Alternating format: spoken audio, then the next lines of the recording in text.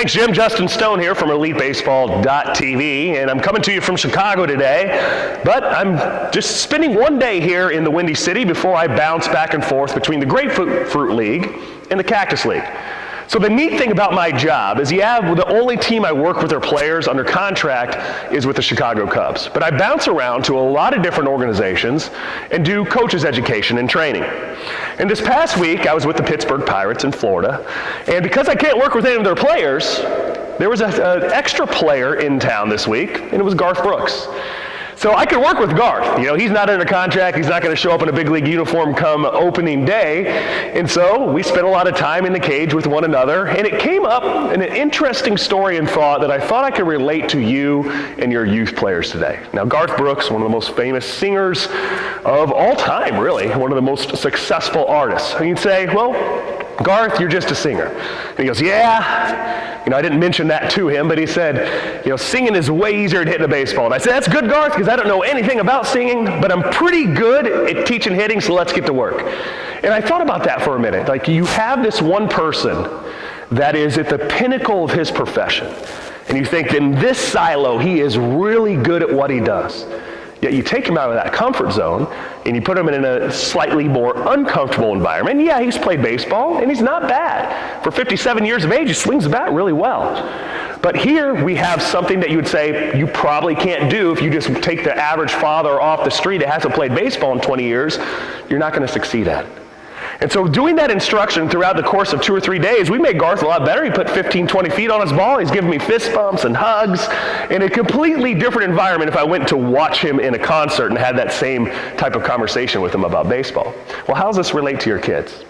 We need to take our kids out of their comfortable environments as well. And by doing so, if I have a child that's 9 years old and he's the best player on the team and he only plays second base or shortstop, I need to move that player around and get him accustomed to playing a lot of different positions and being uncomfortable.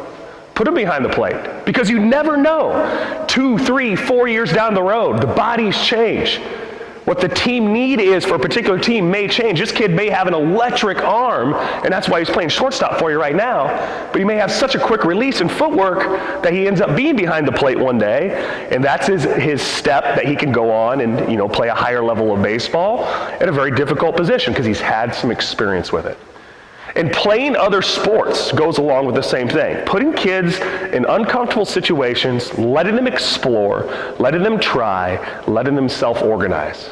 That's what it takes to become a better athlete. And so when we silo kids into just doing training in a cage all off season, that's fine, but make sure they're playing basketball too. Get a volleyball out and just play with your kid. Show them something that they haven't done before. Let them explore their body and watch how that takes off in terms of their athleticism and their adjustability and their ability to pick up new processes and things that are difficult. Because the game of baseball is all about making adjustments.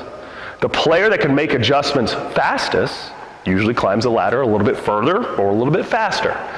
You know where the kids are that make the adjustments fastest? The best athletes, the kids that have a feel for their body. And that's one of the things with Garth that took 2 or 3 days to do. I was teaching him just like I would a 10 or 11-year-old. Yeah, he has higher aptitude because he's a very smart, intelligent adult, so I could talk to him in that case. But what we were working on are the same things I work with 10-year-olds in the swing, because he probably hasn't swung as much in his at least last 20 years is what a lot of our 10 and 11-year-olds that are playing baseball part of the year recreationally and are just practicing during that time.